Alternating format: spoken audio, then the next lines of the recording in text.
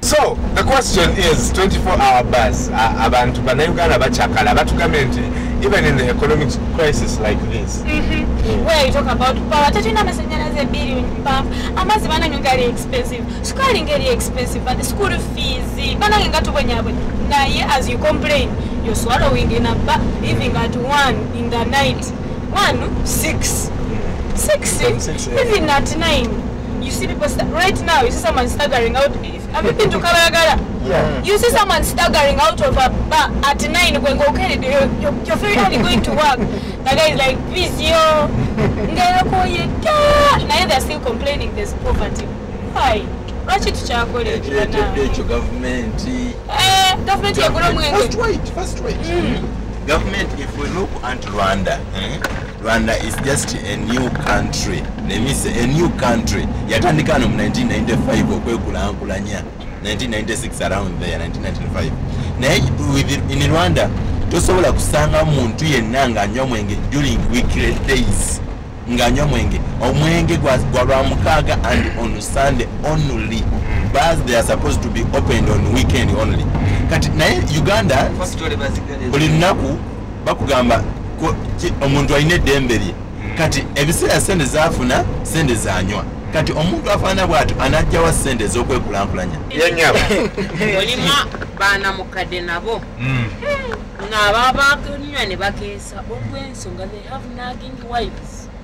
Yes. Nagging wives also force men to the bar. Yes. Yeah. Ateeka n'atalika yeesooza kano n'akola alya n'ekitaliwo n'ekisa omusajja n'agamba no kangende nja kudonga netamiridde asitegeera byayogera sebo oteekamu lwange siteekamu naye omanyi omukyala ono mukyala mukulu siganye myaka gye nange siri muto naye bulijjo omukyala situganye mulimu abakyala abayombi naye kisinzira amaka go gakwata otya omukyala yatolooza naye ayombera bwereere naye abaako ensonga emuyo oyinza okuba omusanyusa mu birala nga buli lwajjawo tomufaako lwaki tayomba ojjo otamidde wakikola naku ssatu ojjo otamidde tomusanyusa mu birala lwaki tayomba oyinza okubalako ovudde otolesa emmere lwaki tayomba ebyawaka bitereeze amaka ekyo kisinzira muntu akontrolinga atya amaka naye wabanga sokolindeko bwobanga amaka go badde gakontrolinga bulungi omusaala tayinza kuyomba buli lwoddayo aba akwetaaga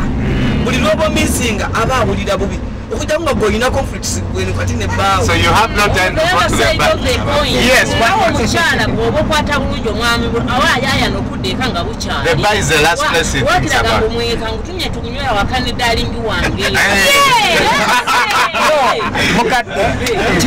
either way ate n'ekirala nga mukyala wamuwasa naye nga yava mu maka yakuzibwa bubi alaba mama naye gye yeeyisa n'abikalinga forward to her own family nayagaa yaba yambala empale yaba yambala esaati everything somewhere in the bar sigunywa naye ekizibu ndoza kyatuuka ku nzi omukyala abakyala mu bagenda mu bbaala awakanga obadde tomufaako mu nsonga constituent mu nsonga y'omukwano kubanga ebiseera ebisinga nze nsamba ku mupiira bayinza okugamba nti oba osamba omupiira tolina kwenyigira mu kino kankitwali nti omukwano awaka kugamba omukyala n'otuuka waka nakukwatako notafaayo notamufaako ganekimufosinga ogamba nti kangende mu bbala neeberera eyo mbeere oba nafuna abalala oba nkwano bakitakuleka mu buliri bbala ne bagigula ssaawa 3 puulu ne bagitandika ssaawa 2 ne bazibya kati oyogo akuba puulu noloza akolaki kati waliwo ebintu byetagisa gavumenti ebiyingiremu yonga kati nga bbala egiwa obudde bweggulawo ku mulembe gwa Amini subirawo ebintu ebimu byaliwo ku mulembe gwa Amini waliwo ekintu kye bayitanga kafyu owulidde bwe bali nga kafyu ndi ssaawa 12 teri muntu atambula nga teri muntu akolaki ebirole ebyo byolaba ku mulembe gwa Amini bagambanga bikoma ssaawa 10 lenzi tosukka ssaawa emu nga lolekolaki era byakolanga bwe kyakusanganga mu mabira you have to stop there and spend a night there lwaki wano gavumenti etekawo etteeka nti bbala tteeka strictly okugulawo bbala ssaawa 12 wa ssaawa egi era kijja kukola nojja olaba firimu ne bagula firimu ssaawa eno firimu zitandise omuntu anaakola ddi ebintu ebyekika ekyo bireeta obuki bireeta obuzibu birina obuzibu mu maka omuntu bwanaba nga bbala bagigudde ku makya oba bu firimu omusajja ayinza n'okwebuzaabuza n'ava waka nti ngenze kukola nagenda mu firimu n'abe babeereyo tomanyi bye bateesa oba bateesa biki oba banywa poliisi ekugamba abantu batwalira amateeka mu ngalo naye laisisi zaabwe nga zirina bwezitandika ne wezikoma etutte mateeka etwalira amateeka mu ngalo how poliisi erina ebintu bingi bagigamba okukola okuyamba abantu kati ngekyo babagamba amabala tegali supposed kugulwa ku makya gali supposed kugulwa at around 4 kati omuntu owa poliisi again alaba etteeka ngerifaana bwetu nayingira mu bbaala mwenyini atandika okutalina amateeka gaabwe bagogera bwogezi ne batagaati nze nkyogedde nkugambye bebakeera ku makya okwongona nagamba nze nasuze enkola kati nyamba nsobole okunywa ku mwenge ontegeera kati uganda yaffe gavumenti ya leero teyambye bantu kuzitoya amateeka gye gali agasobola okuyamba abantu naye tegazitoyezza nina my brother asula Kibuli naye kati sawa zino betwogerera n'ogenda Kibuli kati osanga abantu batudde bakolaki banywa saa 10 nabbi ne banywa kati abo weluba basikala bakola ekiro osanga banywa kati paka saa 12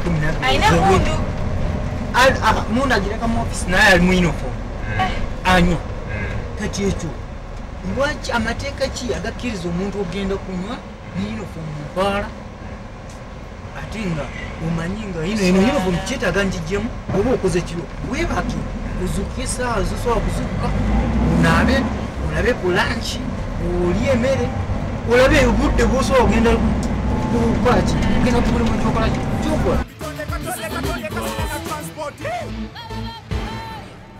Not a sticker, killing the bus quicker. It's no interlude, this is an interview. Words from the streets, so we can get a clue. Yeah,